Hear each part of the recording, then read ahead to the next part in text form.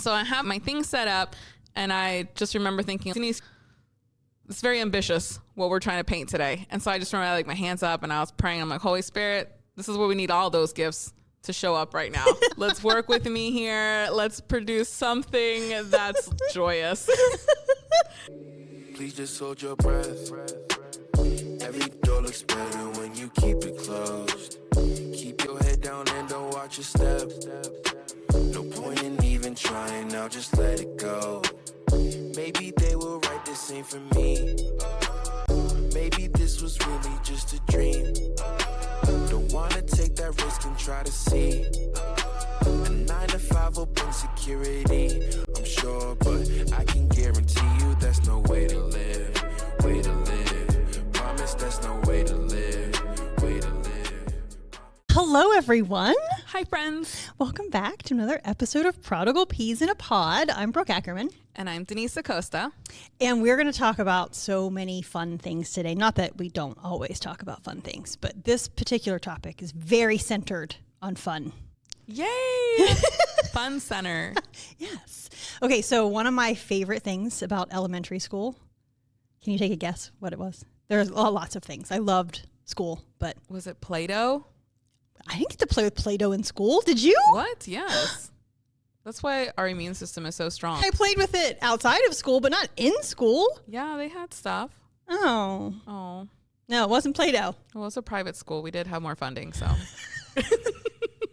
Could be why. That must have been it. Recess. I loved recess. Yes, recess. And Did you guys do field day? oh, yeah. Oh, I loved that. That potato sack game. Oh, I want to do that now. Sorry, go ahead. I just remember that was the highlight because we always had lunch and recess back to back, whether it was recess first or lunch second or reverse, whatever the schedule was. And so it just felt like this really long chunk of time, which it wasn't that long. I think it was probably an hour total with lunch and recess combined, which that's not enough time. It's not. But just the idea that you got to go for about a half an hour and do whatever you wanted outside most of the time, unless the weather was terrible. But I just remember that feeling of that was the point in the day that you looked forward to. You just could not wait. And I feel like corporate America, everybody, we need recess. Yes. It should just be part of the day. There should just be a chunk of time that you get to look forward to where it's just... Wouldn't that be amazing? Yes. See, now I'm trying to envision that. Like you do after lunch, right? Even if it was, we just do the half hour. Yeah. You can use the entire building or outside, whatever that is, or they would have a room that had different things. Yes. Wouldn't that be cool? Yeah, that's what I'm saying. I think being able to just go play is absolutely necessary. Doesn't matter how old you are. It is necessary. It's hard, though. It's hard. Say more. Yeah. I'm definitely one of those people. And I'll get better about things, and then something will happen, and then I'm not good about it. So I had mentioned before in one of the earlier episodes how I will just work and whatever my task list is, that's what I hyper focus on. And I really don't want to stop until I get through most of it. And I don't want to play because I have things to do. And then because you need to rest, right? So then I would just look for what on this list is the least demanding thing. And so it's like a productive rest.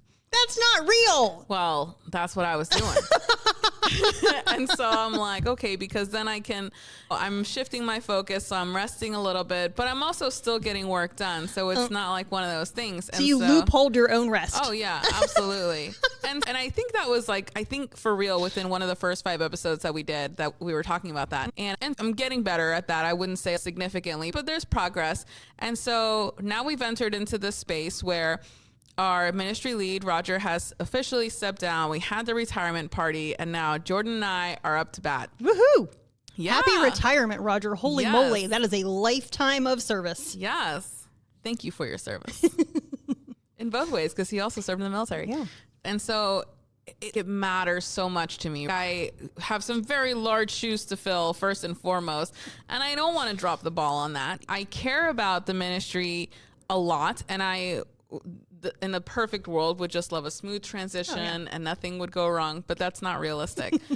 And so the first week and a half, I was just freaking out. And I'm like, do I have everything done? I'm checking things twice or 3 times. And then I'm still getting things wrong. And I'm like getting on myself about it. And I finally, I think it was Friday, where I was like, something's got to give. And so I'm like, this is a new rhythm that I've added into my life. So I can't necessarily keep the same commitments that I had until I figure out what we're doing here. And so I remember that Friday, I was also realizing that, okay, you're at the point where it's like, you keep doing this, you're going to burn out. And I recognized it, right? And I'm like, okay, something needs to shift. And I'm like, I had this painting I was doing for Mom for Mother's Day. Mom asked me to paint her, you guys. I did this one cute painting for Christmas of Santa and a reindeer. And Mom, in true mom fashion, thinks I'm this amazing, talented artist, and she wants me to paint her. Oh. And I'm like, that's crazy, Mom. I can't do that. And I'm like, but maybe I can do a cartoon version because that's what I have been doing up to this point. And so I'm thinking Mother's Day, that's a great time to do this. And so I'm like, all right, I'm going to do it. I was able to get a space here at church for it. And they gave me the youth ministry area. So they're like, you go ahead and paint. There's a sink there. If you get paint on the floor, whatever, don't worry about it. It's okay. And just have at it. So I'm like, all right. But I remember even then I was really fidgety because I'm like, I still have things to do, but this is important too. And not everything's going to get done. And at this point, I've spent a few days trying to reframe my thoughts of you will mess up at some point and it's not the end of the world. Yeah. You're not getting one email out 100% correct. Does not mean the ministry is going to fall apart. And I need to let go and let's just go ahead and make those mistakes because we're just going to keep learning from it anyway. And I'm trying to boot camp my way through this at this one because it's all stuff that I know and it's things that I've practiced in other areas. But it's just, this one is new and it's a new role. Remember we were talking about that other episodes ago. Like when it's a new role, I feel like it's all new things. And we don't like the learning curve. No. So I'm like, I've already committed to it. I've already got the space reserved. We need to just do it. And so we'll have to find a way to put the actual image on this. Oh, yeah. On this episode. We can do that. You guys. Mom loved it. And that is all that matters. That's all we're going to say about that. But I'm thinking the whole time, I'm like trying to be present. Let's just focus on this and then we'll deal with the task list. We'll pick that back up when you get home. And all right, so I'm only going to allocate 3 or 4 hours on this thing here, and then I'm going to go home and work some more. And so because I'm in this space and I'm trying to get out of what I know is not healthy and the things that I'm hearing I know are not true. And so at least we're in a place that I can recognize that. So I'm actively trying to combat these things. And so here I am. I've got the easel set up, which church let me use an easel. I was so grateful for. Thanks, guys. Y'all, make sure you have a good community because I love mine. I get to come in and paint. And so I have my thing set up. And I just remember thinking, Denise, you're no artist. This is going to be it's very ambitious what we're trying to paint today. And so I just remember I like my hands up and I was praying. I'm like, Holy Spirit, this is where we need all those gifts to show up right now. Let's work with me here. Let's produce something that's joyous. And so I'm like, okay, so here I am. Prayer was great. And I'm starting to paint. And I'm like in the zone. And then Deb walks in, Deb from church. I don't know if you listen to this, but if you do, hi, Deb. And so it's 10 or 15 minutes later after I've prayed and I'm in the zone. I'm starting, like, I'm done drawing. So I'm starting the painting. And basically she was like, oh, I wanted to ask you something, but I'll wait till Sarah gets here. 'Cause my friend Sarah was coming too. And so I'm like, oh, okay. Then so I don't know. Sarah was taking a while. So she ends up just telling me, would you guys be interested in coming to a concert with us tonight? And I was like, tonight? Where? And I'm trying to like, now you're trying to schedule everything. Right. This is what happens in my head, right? 'Cause I know that I have a lot to do. This is also the first time she's asking me to do something. And so I'm like, let's not just be shutting things down, right? I don't want her to think that I don't want to hang out with her. That's not the case. I would absolutely love to. Just have a lot to do. And so I just remember being like, hang on, we just finished praying about stuff. Maybe God's trying to get my attention on something. And I'm like, what is it about this concert? So she's like, oh, it's a Christian concert and it's at Mason. And I'm like, oh, cool. Yeah. Who's playing? And so she's like, it's Zach Williams and Third Day. And I'm like, oh, I know Zach Williams. And so then Yeah. You don't know Third Day? I do know Third Day, Oh, okay. but I don't know as many songs as I do of Zach Williams. Okay, see, mine's reversed. Yeah. Well, I wasn't around. Yeah, intentionally whatever. back then. So I only knew like a song. I knew like maybe 3 songs of theirs. But anyway, so then I'm like, all right, how much are the tickets? And so she was like, no, nothing. We had a couple people that couldn't go anymore and they're ours to have. And so whatever. And I was just like, there's the excuse of not having money. Right. And then first thing I'm thinking is I have a lot to do at home. And so I was like, yeah, maybe something's trying to get my attention. And so I went and we'll get more into the feels of what happened through this day as we get into this episode. But so I'm doing these things that I felt like I was playing hooky. Oh. I did. But wow. But I started to not even feel bad about it. Great. Yeah. I just went to painting and I was like, if I'm making real bad decisions, let's at least have a good time doing it. So we're going to not listen to these things right now. I did pray. Maybe this is a thing. And if it wasn't, God will redirect me. And you know what? Whatever. My brain is tired. And so I'm like, all right. And there I was painting like a 4-year-old.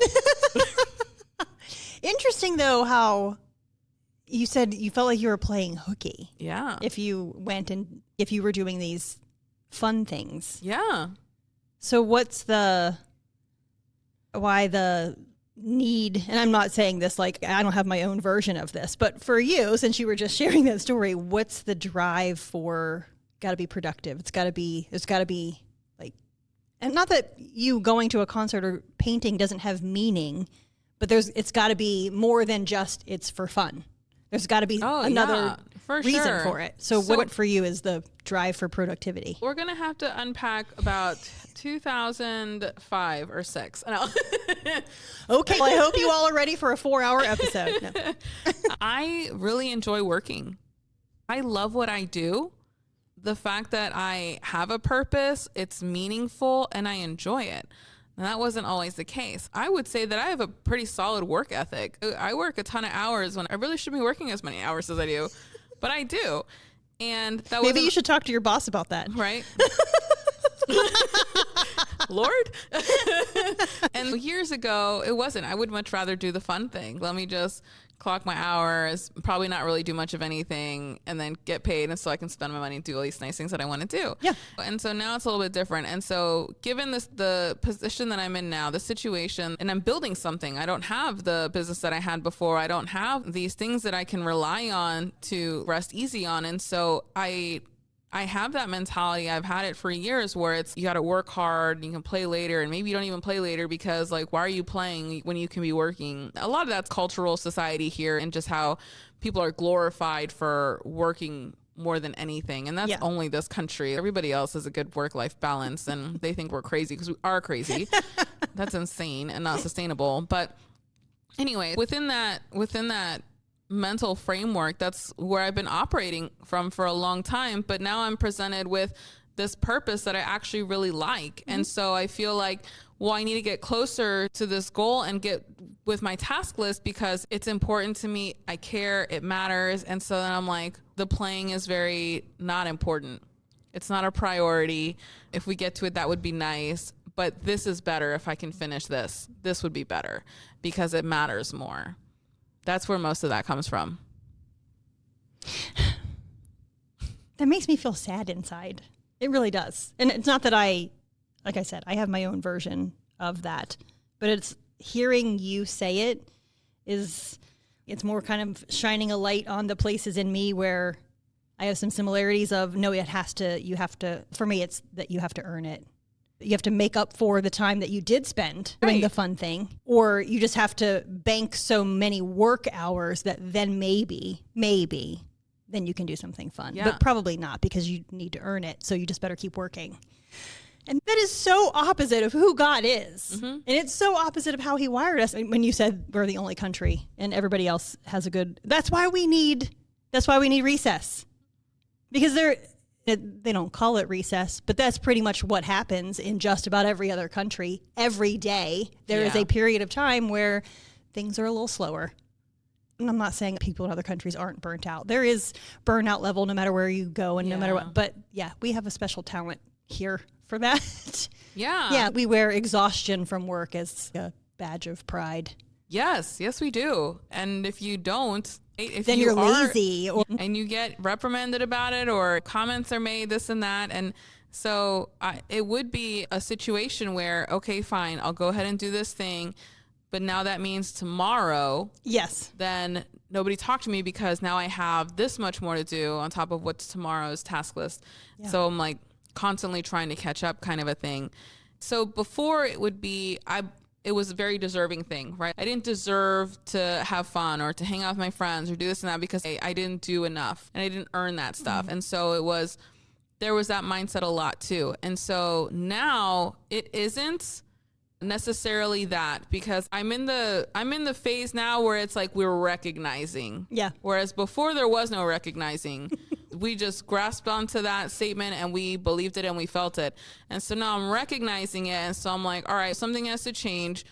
And I'm working at making those changes now. So I'm not on the other side yet. Yeah. But I'm working through it. I'm getting in there, and I'm just grateful that now I can at least acknowledge these things. Yeah. And that I was able to take a break and be like, maybe Holy Spirit's trying to tell me something, because also it's Christian concert worship. And I was already in comfy clothes. I was like, maybe that's just it. And earlier that day, Mom had been like, you're doing too much. And I know part of it is, I don't feel like it's too much, but I am panicky because I'm trying to get into a good rhythm for this new thing that is happening now. And until I feel like I have a good understanding and a steady rhythm for it, I'm a stressy person. So I'm like, oh my gosh, so Mom's already doing too much. And so I was like, Mom, got invited to a concert tonight and I'm going to go. And so she's like, all right, have fun. And I'm just like, all right. So here I am in my 100% passenger princess mode. I was already in comfy clothes that day. I didn't even change, right? We finished up, cleaned up, and got something to eat, and then we headed out. And then so we're sitting there, and I'm just singing, having a good time. We're taking pictures, right? It was great. And I get home, and I'm like, all right, and tomorrow we're going to work, but tomorrow's tomorrow. Tomorrow will figure itself out, and it'll be fine. But even if I am behind on 4 projects for whatever reason, it'll be fine. Did you find yourself feeling stressed the next day, or did it still feel like, no, these are just things I have to get accomplished eventually and I'll work on them? Did you feel that I have to make up for it, or was it okay? So in the past, for sure, would have been one of those. Now I'm working, and I would have been like really irritable the next day. And no, I wasn't. I even went for coffee in the morning for a little bit. Yeah. And I was like, we're going to get done what we get done in the time that we have, and what doesn't get done, and we figure it out on Monday. And so I started, like, some things that were going on, I'd be texting somebody like, hey, that area of work is done for the day and will not be addressed again until Monday. And there's definitely better practices that have been implemented. And so, one, recognizing the things that are unhealthy, but then 2, getting to see that I am shifting in that. Yeah. That I am choosing better. It even takes a little bit, but whatever. It's a process. Yeah, but that's the thing, that you have to do some version of that to then realize, oh, this is okay. I can put some things to the side temporarily, do the quote unquote fun thing that is not as productive or whatever we have labeled that. Yeah. And then come back to the work and the productive thing. And it's okay. Things still get accomplished. The ministry hasn't failed. No one's thinking terrible things about you. And things are still good. I have to say that out loud. Yes. I literally say that out loud. Yes. As it's happening. I was, hey, you know what, Denise? It's not going to fall apart. You didn't build it. You're not going to be the one that tears it all down. Like, yeah.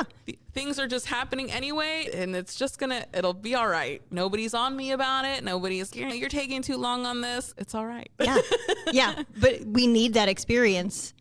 But it is a little uncomfortable at first, because there is something in us that believes, oh no, this is going to terribly mess everything up to whatever degree, and it could fall apart. And however that gets in there, but we do need to push past that, experience that it doesn't fall apart.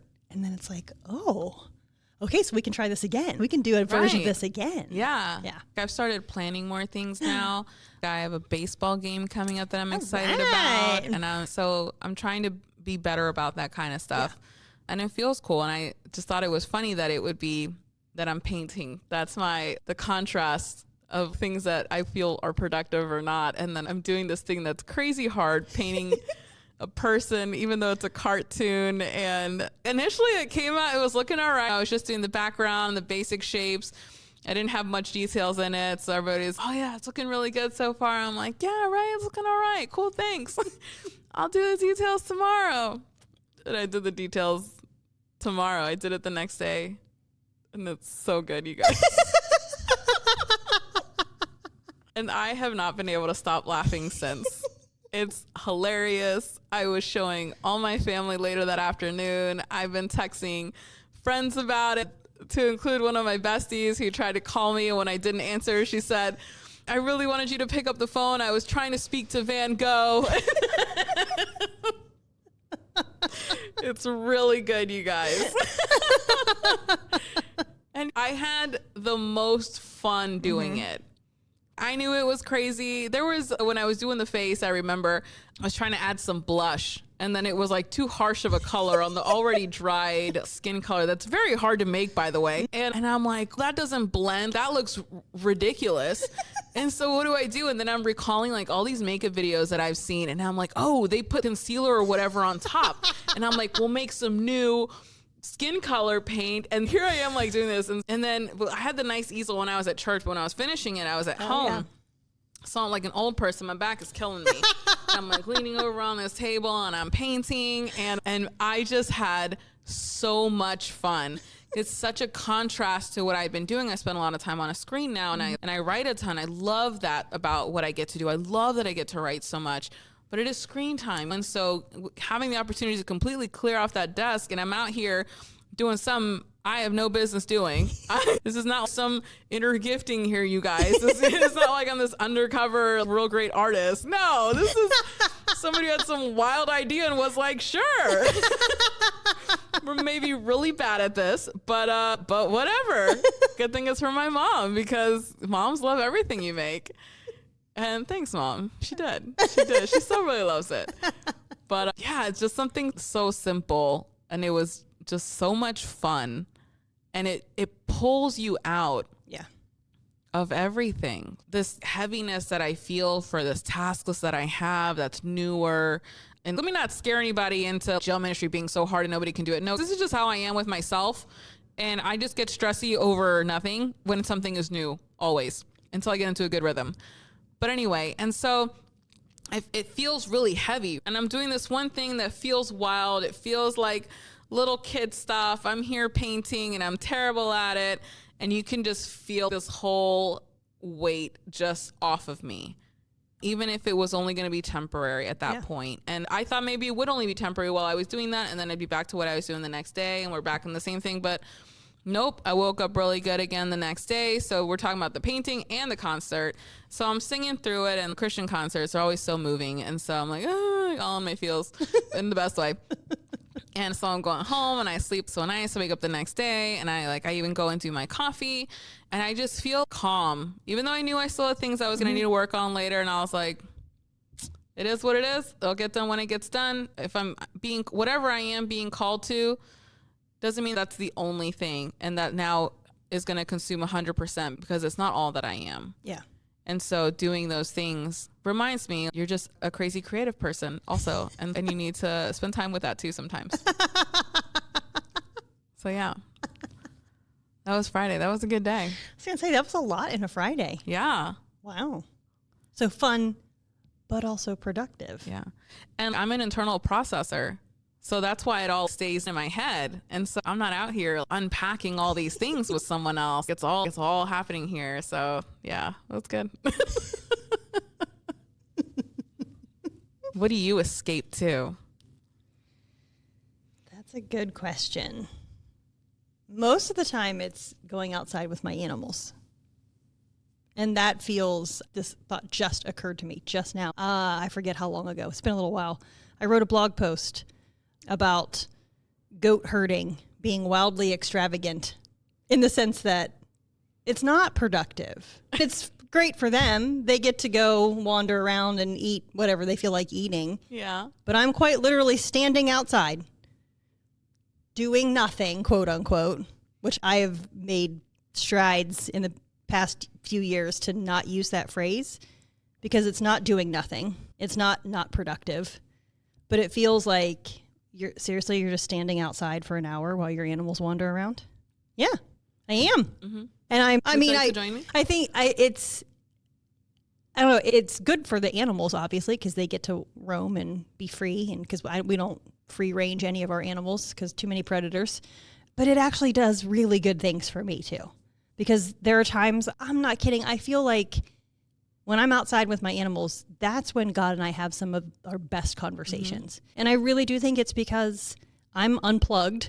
I'm in his creation. I'm being a good steward of the things that he has given me. It's just, how can you not be connected to him in those moments? But yeah, that phrase, doing nothing, in other areas of my life too, I've tried to stop using that phrase because it's not nothing. I am taking care of my animals. I'm taking care of myself. I'm talking to God. There's a lot going on. It might not look like other versions of productivity. And I don't know. Sometimes I feel like that word being productive and productivity, it just sucks the joy in life out of so many things. It does. It's a fun sucker. And there have been so many times people have asked me, so you have goats. Yeah. What is the purpose? Do you milk the goats? Do you make anything? And I'm like, no, their purpose is just they bring me joy. And that's legitimate. That is a purpose. And they do truly bring me joy. Yeah. And I love them. And no, we don't make goat cheese. We don't milk them for, people have said, you can make soap. And I'm like, you can make soap. Come on over. You can milk the goat and you can make the soap. But no, I'm not doing that because that's not why I have them. They're fun. They bring me joy. And there have been other things where I feel like I've tried to change. There were times that somebody would ask, so what are you doing today? And I would say, nothing, or what did you do today? Nothing really. I had a lazy day. And John was the one who pointed out to me. He would be like, you mean a relaxing day? Oh, thanks, John. Yes. Because it's not lazy. To choose rest, to choose to do something fun, to choose to do something just because it's enjoyable or it's an activity that I haven't done for a long time, that's not lazy and that's not nothing. There's purpose and meaning to that. Yeah. But yeah, most of the time I'm going to spend time with my animals in some form or another. Yeah. I work with a lot of different people with what I do in ministry. There's different ministry leaders, and there's been different examples of what working and serving in ministry can look like, should look like, does look like. And so I've seen the running yourself to the ground, every little thing, you're doing everything for it.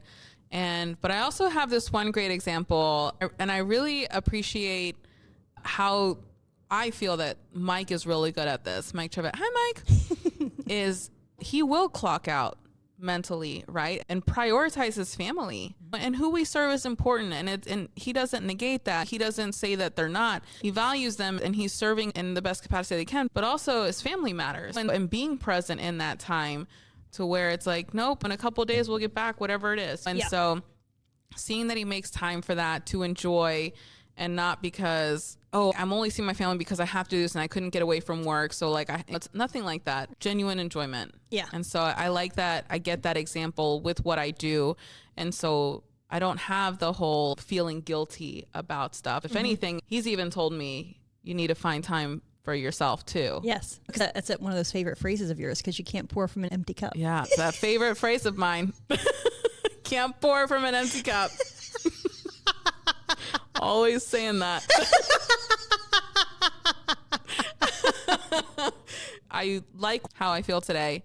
I remember coming up to that Friday, I had meetings back to back to back, right? And meetings are great, but meetings also mean that you're away from your desk to be able to do things that still need to get done.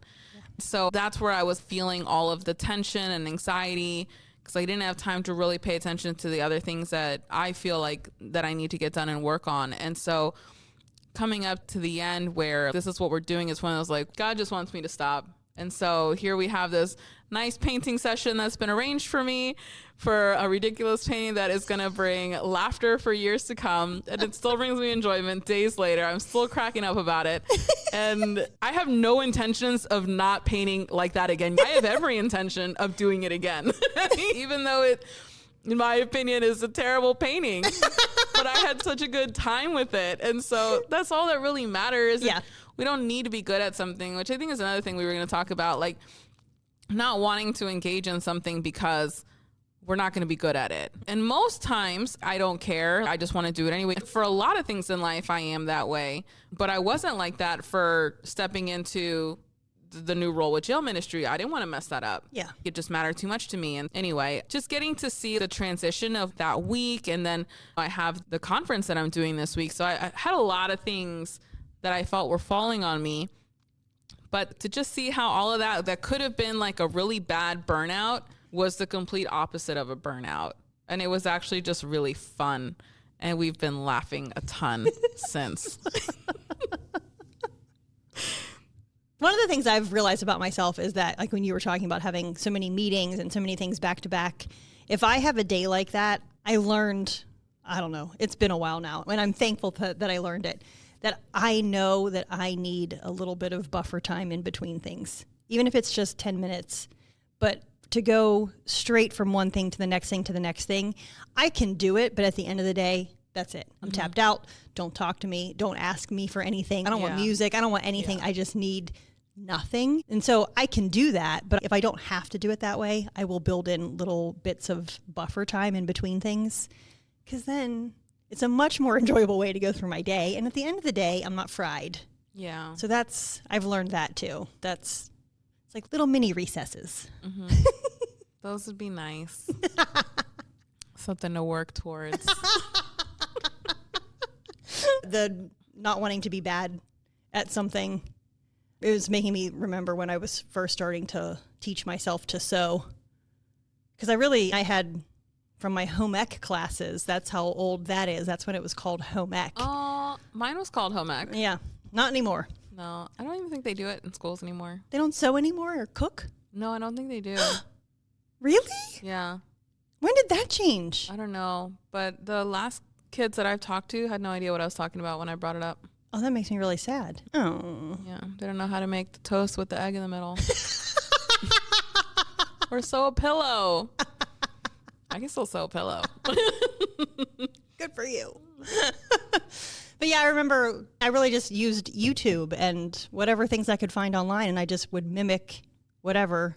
And then I started to learn to use patterns, and I still don't like using patterns very much. But I don't know, for some reason, that was an area where I was more okay. It wasn't like, yay, I screwed up this thing that I was trying to sew. It wasn't that free, but I wasn't so concerned about if I made a mistake or if I messed up. And I think it was because I always felt like I could just undo some stitches or try again. It didn't feel catastrophic if it wasn't perfect the first time. Mm-hmm. But yeah, that's another thing that I'll go to is sewing stuff that it's just for fun. It doesn't really matter. I'm not trying to sell it. I'm not trying to do anything with it. And that's another thing people have said, have you ever thought about, and I have sold some things. Yeah. Mm-hmm. And I don't mind making things for people. And they ask me, can you make this thing? And they pay me for it. And great, but I'm not going to turn that into my side hustle, because then that's going to suck all the joy out of that too, because then I have to do it. Even though I enjoy the act of sewing, but making that the thing for me, I know it's gonna not feel as fun. And right now it's just a fun hobby. I'm good at it. I like doing it. And every once in a while I make money from it. Great. We're just gonna keep it in that little realm. Yeah. I like it. So when you're right up there with Van Gogh and you're selling paintings, you can look back on this as, remember when? I know. I feel like I should sign it. You absolutely should. It's the first one of its kind. You have to sign it. You didn't sign it? No, I forgot to. I need to sign the back of it. No, you got to sign the bottom corner. Oh, up front. So everyone sees it. Yeah. But you got to figure out your artistic signature. I need to figure that out. I have to practice that. It's probably not going to look so great on the first one. I'm going to just do a stamp.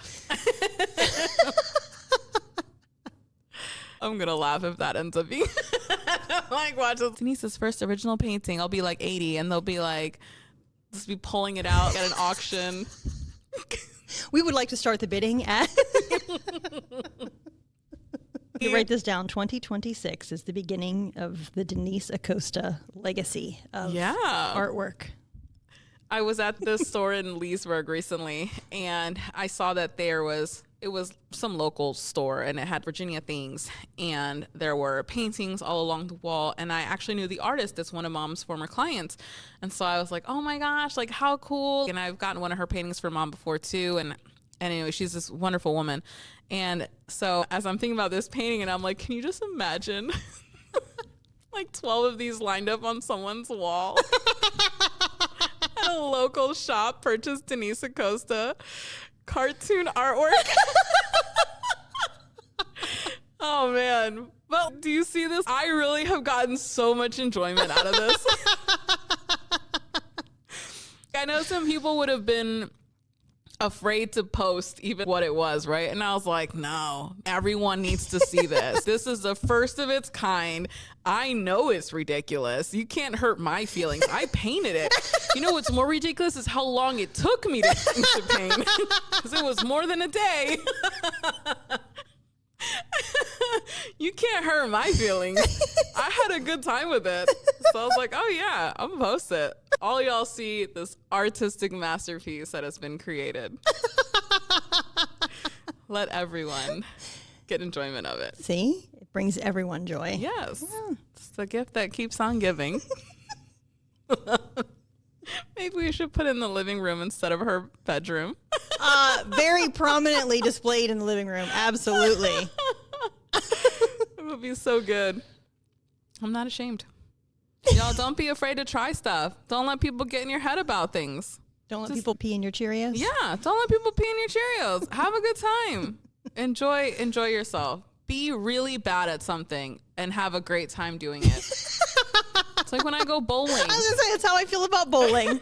It's a great time. And am I scoring well? Absolutely not. And do I care? Absolutely not. No. And I'll even put the bumpers up sometimes. I've never done that. I think we need to do this. I've been wanting to go bowling for a long time. Let's do it. It's just not been happening. So yes, I would love that. If we ask for bumpers, even though we're both adults, they'll still give them to us? Yeah. Mm-hmm. Oh my God. I have no shame. Oh, then I want to try bank shots purposely. Yeah. Because why not? Let's really embrace it. Yes. Yeah. Okay, we're going to have to figure out a bowling date. And that's my thing this summer, because I have not been good about this for most of my life. And at least I was learning about how unhealthy it was last year as I experienced this transition. But then this year I was like, nope, we're going to book it. And whoever can go, great. And whoever can, if I'm by myself, whatever. But we have to start doing stuff that we enjoy. Yeah. That have nothing to do with what my supposed workload is. Yeah. And so bowling is on my list, and it hasn't happened yet, but we're going to do it. I believe that we will win. And that's that, guys. Y'all, joy does not need justification. And that's a wrap. We'll see you next time. So Mother's Day came, and then we went to my aunt's house to celebrate with them. And my cousin was there when her youngest was. They're so smart with technology. She's figuring out her grandma's TV to play Encanto. And she's 3. And I was just like, I am finishing my food, and I'm going to go sit right with you, Evie, and we're going to sing Encanto. She's like, okay. So I go, and the song comes on, and she's not singing. Does she know the words? Yeah, she knows the what kid doesn't know, and it's the subtitles. Oh, then that was no excuse. Why is she not singing? And I was like, why aren't you singing with me? And so she finally started singing towards the very end, but I was cracking up. And in our conversation here just now, that was another thing. I was like, I could definitely be with the family and engaging with them and catching up with them. It's been a while, and all of us at a table. It's a great opportunity, but Encanto's on. And I love Encanto. Yeah. When am I going to get to sit down and be left alone to just watch Encanto? Why is the whole family not watching it together? Because they're adults and they're just having conversations of their own. And my question still stands. Yeah. I had a great time. She ended up leaving me. She went to go play with the other little cousin that came in, and I was like, whatever, I'm still watching. And so I did. And there I was with this encyclopedia in my lap that I was excited to find at my aunt's house. And then I'm singing Encanto. And I'm like, yes, this is encyclopedia. The life I deserve. Yeah, we were walking in, and she had a stack of encyclopedias. I was like, I haven't seen one of these in a long time. Can I bring one aside? She's like, go ahead. And I was like, all right. So I was like looking through stuff, and it was from the 70s. It's 50 years ago of knowledge. So it was interesting to read through some of this stuff. Yeah, I bet. Yeah. Also, the print was so small. I feel like if we have any young people, we might have to explain what an encyclopedia is. Oh, yeah. We're not. No, you can look that up on your own. Yeah. Is Google broken, children? Look it up. So we've been talking a lot about how sometimes difficult it is to just do the fun thing and to just lean into that rather than just work, because that's what adults do and kids are the ones that play. And it can maybe feel unnatural, but you notice how happy you are as you're doing it, the enjoyment that comes from it for a reason, because maybe that's actually what we were meant to be doing, and that's actually how part of how God wired us. Faux show. Whoop, whoop. Yeah.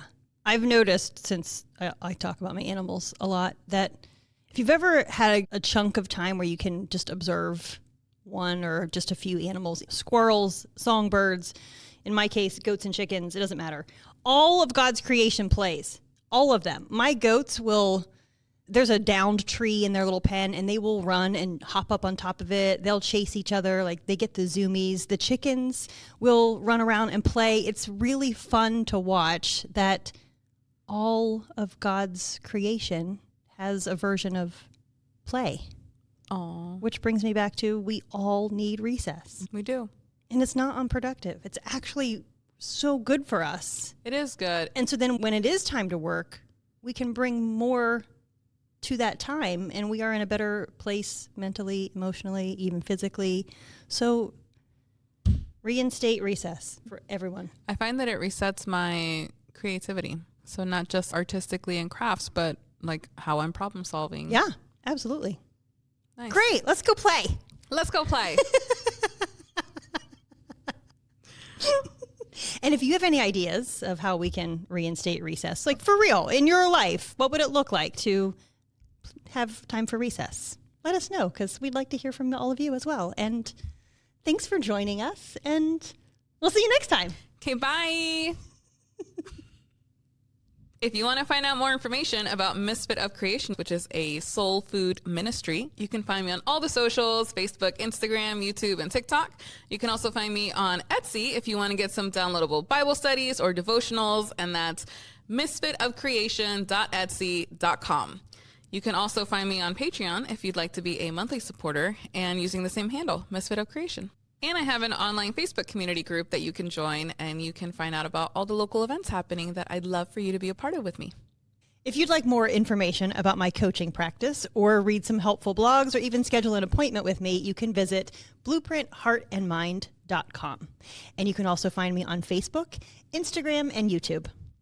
But wait, there's more.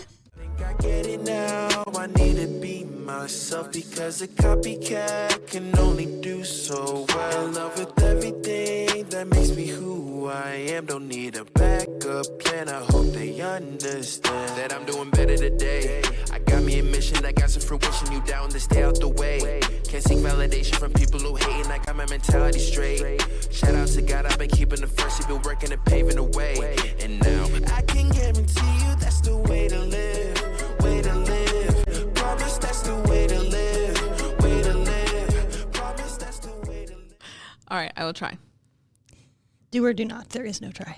Oh, You know what that is? is that Yoda? Yeah. Learning you are.